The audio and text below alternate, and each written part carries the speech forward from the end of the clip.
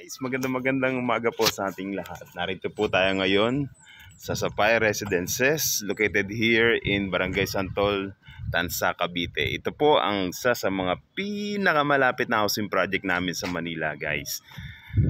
Tingnan nyo naman.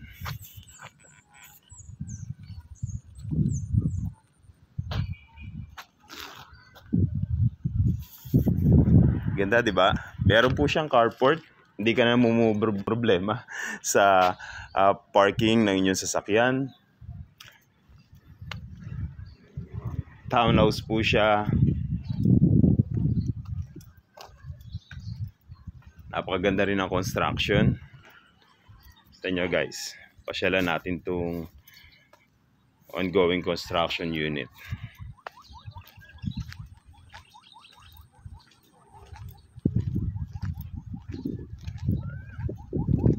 Yan, napakaganda guys ng pagkakagawa.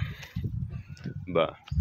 Usually sa mga nagiging problema ng mga housing unit ngayon o mga housing project, yung kakulangan ng carport o yung space sa harap ng bahay nila. Later on, pag na-turnover ang isang housing project sa homeowners, nahihirapan silang magkaroon ng maayos na kalsada. Usually yan po yung mga nagiging problema ng mga housing project natin dito sa Cavite. Yung iba po kasi wala talagang mga carport. Pero itong mga gatong housing project guys, hindi ka na problema kung saan mo ipapark ang sasakyan mo. Parking ka na, ibig sabihin, yung harap ng bahay mo, yung gutter, yung kalsada sa harap ng bahay mo, libre-libre po yan. Pwede mo na po yung daanan na maluwag. Ganon din yung sa katapat na bahay mo.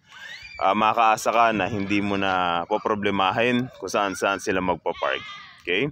Pero hindi pa rin natin maiwasan na parkingan yung harapan ng bahay. Ganun pa man, malaki yung chance na magkaroon po ng malaking kaalwanan, no? Doon sa harap ng bahay natin. Like for example, gusto nating karoon ng activity, birthday party or celebration sa harapan ng bahay. Meron kang space na magagamit. Unlike bakod, tapos gutter, tapos kalsada. Pag nag-celebrate yung kapitbahay mo, lalagyan ng tolda dyan, halos wala nang makadaan. Okay?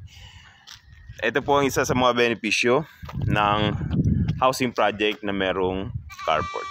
Okay? Isa sa pinakamalapit na housing project from Manila to Cavite. Napakabilis lang po ng biyahe guys through Cavitex. Halos ngayon kasi ang biyahe ngayon mga nasa 1 oras na lang. Kung nagta-traffic 1 oras kalahati. Okay? Do message me.